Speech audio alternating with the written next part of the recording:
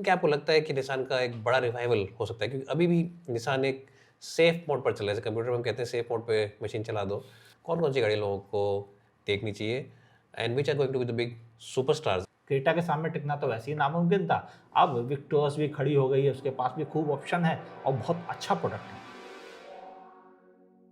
Hi guys and welcome to another show. और आज मेरे साथ एक बारी फिर जुड़ गए, बल्कि मैं क्या जुड़ गया हूँ अमित सर के साथ। आप सब इनको जानते हैं, इनके चैनल को आपने देखा है। अगर आप गाड़ी लेने की सोच रहे हैं पिछले 5, 6, 7, 8 सालों से, तो कहीं ना कहीं आपने इनकी वीडियो जरूर देखी होगी, कभी रिसर्च करी होगी।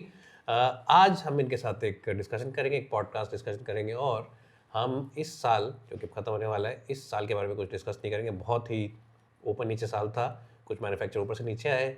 E20 की बहुत ज़्यादा टेंशन हुई लोगों को, लेकिन वो सब हम डिस्कस कर चुके हैं पहले। हम डिस्कस करेंगे आने वाले दिनों के बारे में, अगले साल के बारे में। और डिस्कशन का मुद्दा है 2026 और उसके बियॉन्ड जो गाड़ियाँ आ रही हैं। So first of all Amit sir, once again thank you so much for giving us your time. Thank you sir, कम से कम आपने याद किया है, यही क्या कम है। और हमें थोड़ा आप बताइए, क्योंकि आप अभी जापान भी गए थे, आपने मोटर शो में वहाँ पे बहुत सारी गाड़ियाँ देखी। कौन कौन सी गाड़ी आपको लग रहा है कि अगले let's say 6 months, the first 6 months of 2026, कौन सी गाड़ियों पे लोगों की निगाह रहनी चाहिए? कौन सी गाड़ी बजट के हिसाब से 10 लाख, 20 लाख, 25 लाख के बजट तक कौन-कौन सी गाड़ी लोगों को देखनी चाहिए? And which are going to be the big superstars? एक गाड़ी तो अभी हम देख के आए हैं अभी 1-2 दिन पहले ही, टाटा की सियारा, जो शायद आ चुकी है रोड पे जब आप ये वीडियो देखेंगे। लेकिन उसके अलावा आप बताइए कौन-कौन सी गाड़ी को लगता है कि ऊपर नीचे कर सकते हैं? उसके बाद हम जो मैंने पहले डिस्कस किया कि नंबर्स कुछ मैन्युफैक्चरर्स के ऊपर नीचे वो क्या कर सकते हैं, वो आगे चल के डिस्कस करेंगे। देखिए, सच बात तो ये है कि जापान मोबिलिटी शो में ऐसी कोई गाड़ी देखने को नहीं मिली जो अभी तुरंत इंडिया आ रही है। ओके। सबसे बड़ी बात यह है। हुँ, हुँ। और अब अगर इसके अलावा अगर हम किसी बात करें तो सबसे लेटेस्ट जो रोड पर दिखेगी हमें वो होगी होपफुली टाटा सिएरा, ओके। जो 2026 की शुरुआत में दिखेगी रोड पर। और हाँ, लॉन्च भले वो नवंबर दिसंबर हो रही है, लेकिन जहाँ तक मेरा ख्याल है रोड पर दिखना रोड प्रेजेंस हाँ स्टार्ट हो तभी जाएगी। स्टार्ट होगी। जी। इसके अलावा जो सबसे बड़ा ट्रम्प कार्ड आने वाला है, जिस पर हर किसी को ध्यान देना चाहिए, वो है किया की तरफ से नई नवेली नेक्स्ट जनरेशन सेल्टॉस। बिल्कुल, बिल्कुल। 2019 के बाद अब वो नेक्स्ट जनरेशन आ रहा है 6 साल बाद। और मेरे अंदाज ये एक अच्छी कार रहेगी, क्योंकि किया ने अपने सिस्टम में बदलाव किया। वो टाइगर नोज ग्रिल हटाया, नई डिज़ाइन फ़िलॉसफ़ी आ गई। उस डिज़ाइन फ़िलॉसफ़ी पे उन्होंने क्लाविस दी है अभी हाल में, वो बहुत अच्छा कर रही है। इसके अलावा उनकी बड़ी कार भी है एक, आप देख ही चुके हैं, इलेक्ट्रिक व्हीकल। और इसके अलावा अभी उन्होंने EV6 भी दी, वो भी नई डिज़ाइन फ़िलॉसफ़ी पे। सीरोस भी उसी नई डिज़ाइन फ़िलॉसफ़ी पे। और तो होपफुली सेल्टॉस भी थोड़ा अच्छा परफ़ॉर्म करेगी। और नई नवेली जो टोनलाइट उन्होंने दिखाई है वर्ल्ड वाइड, लगभग सिमिलर डिज़ाइन है उसका। तो मुझे लगता है कि सेल्टॉस एक टेम्पटेटिंग प्रोडक्ट होगा। और ये सेगमेंट ऑलरेडी बहुत ज़्यादा मतलब नई नई गाड़ियों से भर रहा है। ग्रैंड विटारा, हाईराइडर पहले से मौजूद थे, एकदम से आ गई नई नवेली विक्टोरियस, और अब सिएरा, और अभी तुरंत बाद सेल्टॉस भी आ रही है। तो अब असली घमासान इस सेगमेंट में शुरू हो रहा है। तो 2026 की शुरुआत में टाटा सिएरा और सेल्टॉस, ये दो ज़बरदस्त प्रोडक्ट हैं जिनकी खबर है। इसके बाद एक और प्रोडक्ट है जो इसी सेगमेंट पे बस आने की तैयारी में है, उसका पुराना कल्ट नेम है डस्टर। तो रेनो भी अपनी कमर कस के बैठा है। अभी रेनो की तरफ से पत्ते खुलकर बाहर नहीं आ रहे हैं जी। कि क्या इंजन वो देंगे, इंडिया में क्या और एस्पेक्ट्स देना चाहते हैं। लेकिन जो गाड़ी वर्ल्ड वाइड है, वही गाड़ी वो इंडिया में लाना चाहते हैं, बॉडी फीचर्स क्वालिटी वाइज। तो मुझे लग नहीं रहा कि वो इस सेगमेंट की गाड़ी है। वो एक्चुअली लग रहा है कि C3 एयरक्रॉस सेगमेंट की गाड़ी है। और ओके। C3 एयरक्रॉस सेगमेंट में ही उसको पोजीशन किया जाएगा। और अगर पोजीशन नहीं किया जाएगा तो उसका हास्य भी वैसे ही होगा जैसा कैप्चर। और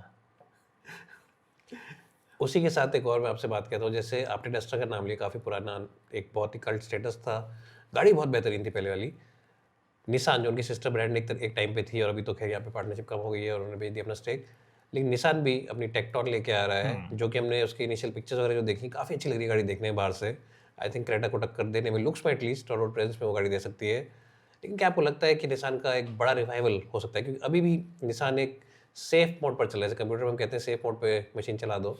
तो एक गाड़ी बेच के पिछले 6 सालों से, 5 सालों से एक सेफ मोड पे है, सर्वाइव कर रहे हैं, चल रहे हैं। एक्सट्रेल भी आई, लेकिन वो सीबीयू थे, बहुत कम यूनिट बिके उसके जेन्युइनली। क्या आपको लगता है कि टेक्टॉन एक गेम चेंजर हो सकती है इस सेगमेंट में? क्योंकि सेगमेंट ही काफ़ी बड़ा है। क्रेटा ने हमें दिखा दिया है, 19-20 हज़ार यूनिट हर महीने बेच रहे हैं वो आज पिछले 3-4 महीने से। क्या आपको लगता है कि और गाड़ी सेगमेंट में आएंगी, कस्टमर के लिए ऑब्वियसली बेनिफिट रहेगा, लेकिन क्या ये सेगमेंट बढ़ सकती है? Because it's the most profitable segment in the SUV space. जो एंट्री लेवल एसयूवी उस पर इतना प्रॉफिट मार्जिन नहीं है, आप भी जानते हैं जितना इस सेगमेंट में। क्या आपको लगता है कि एक टेक्टॉन ऐसा प्रोडक्ट है? क्योंकि मेरे को लगता है सियरा के बाद और जैसे आपने कहा सेल्टोस के बाद एक नया ब्रांड जो आएगा टेक्टॉन, वो कुछ कर सकता है। आप थोड़ा उसमें बताइए हमें। देखिए, निसान के साथ प्रॉब्लम जो है वो इंडिया निसान के साथ तो है ही, ग्लोबल निसान के साथ भी है। जी। उनकी हालत वहाँ भी खराब चल रही है। इसके अलावा वो अपना जापान का हेडक्वार्टर बेचने के मूड में आ गए हैं कि उनको लग रहा है कि उससे वो कुछ कॉस्ट पैसे कटिंग कर रहे हैं। और उगा सकते हैं। इंडिया का प्लांट ऑलरेडी वो अपना शेयर बेच चुके हैं। जी। इंडिया की 2 और कंपनी थी, उनको भी बेच चुके हैं। डिजाइन स्टूडियो भी अपना बेच चुके हैं। तो जब वो सब कुछ बेच के पैसे इकट्ठा कर रहे हो तो उनके लिए थोड़ा सा मुश्किल होगा। अगर ये गाड़ी कहीं ना चली तो निसान के लिए बहुत बड़ा सदद खड़ा होगा।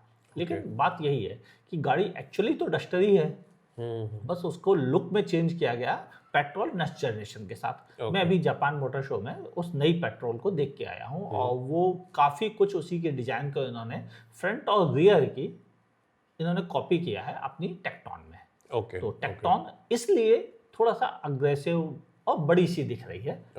और लेकिन इसका फ़ायदा तभी मिलेगा जब अच्छे इंजन ऑप्शन मिलेंगे।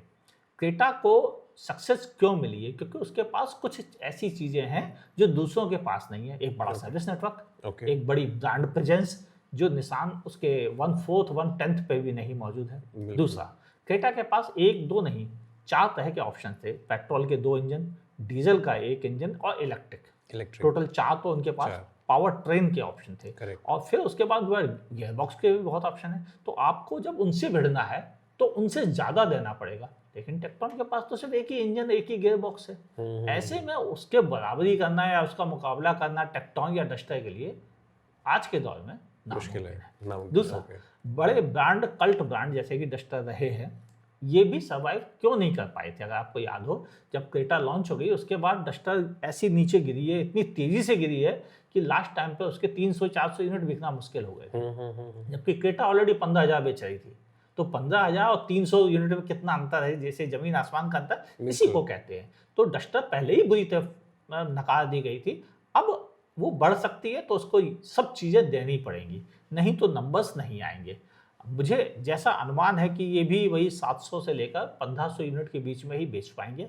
इससे ऊपर का स्कोप नहीं है, क्योंकि जो भी थोड़ा बहुत मार्केट है वो आने वाली सेल्टॉस भी खाएगी और टाटा सेरा जिसके पास 3 इंजन और इसके अलावा वो ईवी भी लेके आ रहे हैं और कितनी गुड लुकिंग गाड़ी है। बिल्कुल, तो ये नंबर तो खा जाएगी। तो इसके आगे अब डस्टर टेक्टॉन के लिए टिकना और मुश्किल हो जाएगा। क्रेटा के सामने टिकना तो वैसे ही नामुमकिन था। अब विक्टोरस भी खड़ी हो गई है, उसके पास भी खूब ऑप्शन है और बहुत अच्छा प्रोडक्ट है। और इसके अलावा ये नई सेरा, तो अब इन दोनों के लिए थोड़ा टफ टाइम है। और ये बच एक ही सख्ती से सकते हैं, वो ये कि ये प्राइस इतनी ही कम कर दें कि नेक्सॉन, ब्रेजा के प्राइस पे अगर अपनी गाड़ी लॉन्च करेंगे तो ही इनके लिए सर्वाइविंग बचेगी, वरना नहीं बचने वाली है।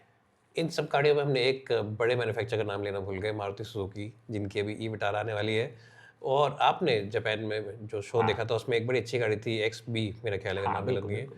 उस गाड़ी के बारे में थोड़ा बताइए। वैसे तो इंडिया में लॉन्च का कोई प्लान नहीं है उनका, लेकिन थोड़ा बताइए कैसी थी, क्या थी, के कार थी और कैसा लगा आपको उसमें बैठ के देख के उस गाड़ी को? क्या इंडिया में वो लाना चाहिए इन लोगों को? देखिए, इंडिया में लाना बिल्कुल चाहिए, क्योंकि ये सेगमेंट अभी भी अच्छी कंडीशन में है। ये वो सेगमेंट है जिसमें पंच एक्स्ट्रा आती है, तो उसी सेगमेंट में XB है। इनके पास ऑलरेडी बिल्कुल सिमिलर साइज की इग्निस मौजूद है, जो उतना अच्छा परफॉर्म नहीं कर पाई इंडियन रोड्स पर। मतलब लोगों ने उसे खरीदा तो, मगर वो रोड पर प्रेजेंस नहीं, मारुति के हिसाब से नहीं बिकी। जैसे मारुति चाहती है हर गाड़ी 10,000 हजारों में बिकती है, वो हजारों में नहीं बिकी। हालांकि 1000 में तो बिक रही है, लेकिन हजारों में नहीं बिकी, ये कहना है मतलब है। तो वो गाड़ी को रिप्लेस करने के लिए XB सबसे बेहतर प्रोडक्ट है। लेकिन मुझे लगता है XB नाम जो है उसे इंडियन एक्सेप्ट करेंगे या नहीं, वो एक जरूर है। तो हो सकता है कि वह एक छोटी गाड़ी जो हसलर है उसके नाम उसको दे दें, और ऐसा कई बार सुजुकी कर चुकी है, काफ़ी बार। तो अगर ऐसा करते हैं तो भी बात बनेगी, क्योंकि आपको याद हो स्प्लैश का नाम उन्होंने इंडिया में रिट्स के नाम से दिया था। तो ऐसा कर सकते हैं। तो अगर वो उस गाड़ी को इंडिया में नए नाम के साथ लॉन्च किया जाए, इग्निस वाली जगह पे दिया जाए, इग्निस को हटा दिया जाए, तो मुझे लगता है काफ़ी अच्छा मौका मिलेगा इनको पंच को टक्कर देने का और एक्स्ट्रा को टक्कर देने का। जहाँ पे भी इनका थोड़ा, जहाँ पे अभी मामला ढीला है, ये अभी फ्रॉन्क्स के टक्कर दे रहे हैं जो कि थोड़ी एक्सपेंसिव है। फ्रॉन्क्स काफ़ी एक्सपेंसिव है काफ़ी गाड़ियों से। एक्सपेंसिव है इनके मुकाबले, तो वो इसलिए टक्कर नहीं दे पाए। जब XB आ जाएगी तो वो टक्कर देना पॉसिबल होगा। और XB रेडीमेड कंडीशन की प्रोडक्ट है। ओके। और अगर आपको जापान मोटर शो की हिंट मिली हो तो आप समझ गए होंगे, वहाँ पे इंडिया स्पेसिफिक प्रोडक्ट का बोलबाला था। बिल्कुल बिल्कुल। सुजुकी वर्ल्ड वाइड तो बड़ी कंपनी है, लेकिन वो इस समय इंडिया के दम पर ही सर्वाइव कर पा रही है।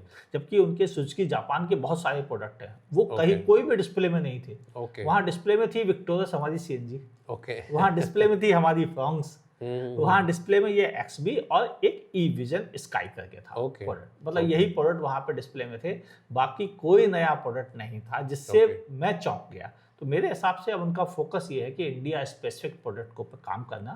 तो E-विटारा के बाद वो जो E-स्काई है वो उस पर काम करेंगे, लेकिन मुझे लगता नहीं 2027 से पहले पॉसिबल है। Okay okay. XB हो सकता है कि 2026 लास्ट में प्लान कर सकते हैं, और शायद इसीलिए उन्होंने जापान मोटर शो में दिखाया था।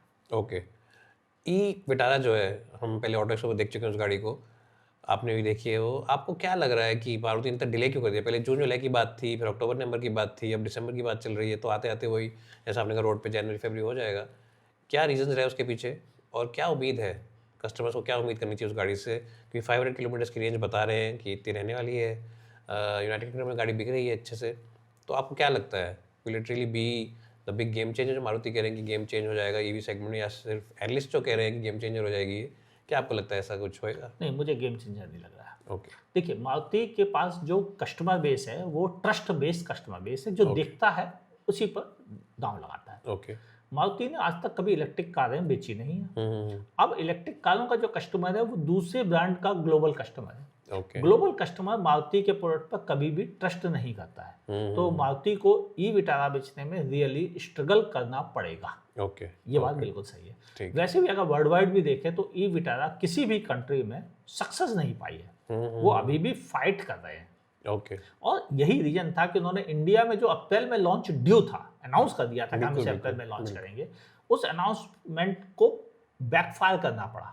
वो रुके, उन्होंने देखा क्रेटा कैसा परफॉर्म कर रही है, उन्होंने इंतजार किया कैलविस EV कैसा परफॉर्म कर रही है, उन्होंने इंतजार किया विनफास्ट VF6 VF7 के साथ कैसा परफॉर्म कर रही है, उन्होंने इवन ये भी वेट किया कि टाटा अपनी गाड़ियों को कैसे लेके आ रहा है इलेक्ट्रिक में। और जब सब कुछ देख लिया तो उनको समझ में आ गया अब बड़ा मुश्किल है, क्योंकि उनकी गाड़ी साइज में उतनी बड़ी है नहीं और वो एस्पेक्ट कुछ और कर रहे थे। हाँ, 500 किलोमीटर रेंज मुझे मुश्किल लग रहा है, क्योंकि जो बैटरी वो यूज कर रहे हैं उस केमिस्ट्री में 450 किलोमीटर की रेंज पॉसिबल है, 500 पॉसिबल नहीं है। लेकिन वो देखते हैं, चला के देखेंगे, क्या पता कोई जादू किया उन्होंने। हालांकि उम्मीद तो नहीं है, क्योंकि टेक्नोलॉजी की समझ हम आपको दोनों को खूब अच्छी है। हमें पता है किस साइज़ की बैटरी कितने वेट के साथ कैसा परफॉर्म करती है, किस ब्रांड की कितना परफॉर्म करती है, और उसके BMS सेटअप कैसे ट्यून है, हम सब जानते हैं ये बात। और हमें पता है कि ये इससे ऊपर जाना थोड़ा मुश्किल है। लेकिन मेरे हिसाब से 400 किलोमीटर की रेंज बुरी रेंज नहीं होती, बहुत अच्छी रेंज होती है सर। बिल्कुल बिल्कुल। इंडिया को 250 किलोमीटर से लेकर 350 किलोमीटर की रेंज वाली गाड़ियों पर फोकस करना चाहिए, ताकि उसकी कॉस्ट कम रहे। और उस हिसाब से मारुति बिल्कुल सही सा है। हाँ, बस वो गाड़ी का साइज़ थोड़ा सा इशू है मुझे बहुत ज़्यादा उससे उम्मीदें नहीं है। मारुति को अपनी असली उम्मीदें विक्टोरियस के साथ रखनी चाहिए, जो ज़्यादा बेहतर प्रोडक्ट है। Okay okay. लेकिन विक्टोरियस की वजह से आई थिंक ग्रैंड विटारा की भी सेल थोड़ी सी हिट करी है, साथ ही डिस्काउंट भी उस गाड़ी में काफ़ी बढ़ गया है। अब पहले जब इन्होंने लॉन्च की थी विक्टोरियस तो ये कह रहे थे ग्रैंड विटारा पे हम कुछ फीचर्स वगैरह ऐड करेंगे, क्योंकि उस पर ADAS टेक अभी नहीं आती है। तो कुछ लोगों क्या जो चाहते हैं कि विटारा ले, बाहर से देखने में क्योंकि ज़्यादा अच्छी लग रही है लोगों को, उसका भी वेट करना चाहिए, ऐसा कुछ आपको लग रहा है कि मारुति कर देखिए, सकता मुझे है? उम्मीद है 2026 में वो ग्रैंड विटारा में एक अपडेट देंगे अपने। ओके कुछ फीचर्स आएंगे, थोड़ा बहुत विजुअल अपीयरेंस चेंज कर दी जाएगी, बड़े साइज का स्क्रीन वगैरह मुझे लगता है उसमें भी इंक्लूड किया जा सकता है। ओके। इसके अलावा मुझे और कोई उम्मीद नहीं है 2026 में विटारा के साथ, क्योंकि वो बिल्कुल नया प्रोडक्ट है ऑलरेडी। अभी उसे 3 साल नहीं हुए पूरे, तो अभी उसमें ज़्यादा बदलाव करने की जल्दबाजी सही नहीं है। ओके हालांकि ये सेगमेंट बहुत फल फूल रहा है, तो उम्मीद भले कर ली जाए, बहुत ज़्यादा मैं नहीं रखता। ओके। होंडा की बहुत सारी कॉन्सेप्ट आपने देखे जापान शो पे, 2-3 कॉन्सेप्ट आपने वीडियो भी बनाई उसके ऊपर। 2027 तक आएंगे, 26 के एंड तक तो नहीं आएंगे, 27 की मिड पार्ट में ही आएंगे। थोड़ा भी बताइए जीरो जो SUV कॉन्सेप्ट आपने देखा, वो क्योंकि देखने में गाड़ी काफ़ी अच्छी लग रही थी देखने में बाहर से, और इंटीरियर तो खैर बंद थे, बट रोड प्रेजेंस के हिसाब से, ग्राउंड क्लियरेंस के हिसाब से गाड़ी अच्छी लग रही थी। आपको क्या लगता है कि बिल्कुल उसी स्टाइल से लॉन्च कर सकते हैं, और कब तक लॉन्च कर सकते हैं? क्योंकि पहले 2026 कह रहे थे, फिर उसे थोड़ा डिले कर दिया है। क्या उम्मीद है आपको उस गाड़ी से? वो 2027 में ही आएगी। ओके इंडिया स्पेसिफिक प्रोडक्ट रहेगा। ओके। हालांकि वो बैटरी जो है वो CATL की रहेंगी हम्म। और उनको इंडोनेशिया में बैटरी में कन्वर्ट किया जाएगा। ओके। वहीं पे बैटरी पैक बनाया जाएगा उसका सेल लेकर ओके। और उस बैटरी पैक को इंडिया भेजा जाएगा और इंडिया में गाड़ी में उसे फिट कर दिया जाएगा। इस तरह से गाड़ी बनाई जाएगी और इंडिया से ही जापान को बेची जाएगी या ओके। बाकी कंट्री में। ओके। तो ये ओके। इंडिया स्पेसिफिक अब बन दांव जाएगा खेला है इंडियन होंडा ने पहली ओके। बार। ओके। गाड़ी देखने में थोड़ा अभी कॉन्सेप्ट फेस है, तो मुझे मालूम है ये बदल जाएगी काफ़ी ज़्यादा और काफ़ी प्रैक्टिकल बन जाएगी। अभी पीछे का लुक को लेकर मुझे थोड़ी शिकायतें थी, मेरी उनकी प्रोडक्ट डिजाइन टीम से बात हुई, तो उन्होंने कहा था ओके। हाँ ये कॉन्सेप्ट फेस में है ओके। और इसीलिए हम आपको इंटीरियर नहीं दिखा रहे हैं। जल्दी फ्यूचर में हम आपको एक और शोकेस करेंगे, तब हम आपको गाड़ी एक्चुअली कैसी दिखेगी वो हिंट देंगे आपको। लेकिन ये गाड़ी भी मिड साइज सेगमेंट में रहेगी या फिर आपको लग रहा है कि थोड़ा बड़ा करेंगे इसके साइज को? इसका साइज एलिवेट के साइज के बराबर होगा या ओके। थोड़ा सा लंबाई में ज़्यादा होगा, ओके। बस बाकी कोई बड़ा चेंज नहीं आपको इसके साथ मिलेगा। ओके। और होपफुली कंपनी का कहना है, अभी उन्होंने बैटरी पैक वगैरह तय नहीं किए, लेकिन वो भी वही 50 किलोवाट और 70 किलोवाट के बीच के पैक रहेंगे। ओके। 2 पैक देंगे। ओके। फ्रंट व्हील ड्राइव होगी ये गाड़ी और एडास वगैरह जैसे सारे फीचर जो दे रहे हैं वो कंटिन्यू देते रहेंगे। होंडा ने पहले ही वादा कर रखा है कि हम अब जो भी कार इंडिया में लॉन्च करेंगे सब में एडास वाले होंडा सेंस फीचर रहेंगे। ओके। और इसीलिए उन्होंने अपनी अमेज में भी दिए थे, जो कि जी, छोटी गाड़ी थी। छोटी गाड़ी है। तो होंडा इस तरह से काम करेगा। इससे पहले होंडा अपनी एलिवेट में हाइब्रिड देगा, जो मुझे उम्मीद है 2026 में आएगा। ओके। ओके। तो एलिवेट खरीदने वालों के लिए बड़ी अच्छी खबर है, क्योंकि एक शानदार सस्पेंशन वाली स्पेशियस व्हीकल जिसका इंजन बड़ा अच्छा था, अब उसमें हाइब्रिड का हाइब्रिड ऑप्शन टेक्नोलॉजी। आएगा और ये शायद होंडा को एक नया जीवन दे सकता है और मुझे लगता है ये कुछ बेहतर डील रहेगी होंडा के लिए। लेकिन होंडा के अलावा अगर आप वैसे भी ध्यान से देखें तो इंडियन मार्केट में टोयोटा वो भी अपने कुछ प्रोडक्ट्स पे काम कर रहा है। आपको क्या ओके। लगता है टोयोटा क्या लाएगा? टोयोटा वही लाएगा जो मारुति बनाएगा, उसका स्टिकर चेंज कर देंगे इसलिए वो पूरी तरह डिपेंडेंट है मारुति के ऊपर। अभी तो उनके कोई ऐसे अनाउंसमेंट भी नहीं है और ऐसा कोई पाइपलाइन में भी कुछ नहीं है। बट टोयोटा एक बहुत अकलमंदी का काम करता है, मुझे आप भी जानते हैं। वो स्पेशल एडिशन गाड़ी निकाल के कुछ लुक्स कुछ फीचर्स ऊपर नीचे करके एकदम नया पैकेज बना के उसे पेश करता है गाड़ी को, और लोगों को अच्छी भी लगती हैं वो गाड़ियाँ। अर्बन क्रूजर के साथ भी इन्होंने किया, टेजर के साथ भी ये कर रहे हैं, ब्लैक कलर डाल देते हैं, थोड़े GR स्पोर्ट्स बैज लगा देते हैं और गाड़ी का लुक एंड फील थोड़ा चेंज करते हैं। अच्छी बात एक और टोयोटा का इस वक्त पे ये है, जो अभी चल रहा है सीज़न ईयर एंड जिसे हम कहते हैं, कि डिस्काउंट्स बहुत अच्छे दे रहे हैं और कुछ लोग इसीलिए गाड़ी को ज़्यादा प्रेफर कर रहे हैं। मारुति के शोरूम जाते हैं, फिर टोयोटा के शोरूम जाते हैं और वहाँ पे जाते देखते हैं कि थोड़ी मारुति से भी कम प्राइसिंग में दे रहे हैं, क्योंकि डिस्काउंट जितना नेक्सा के डीलरशिप पे मिलता है उस लेवल का नहीं मिलता, उससे ज़्यादा मिल जाता है। तो that is one big reason why Toyota selling so well.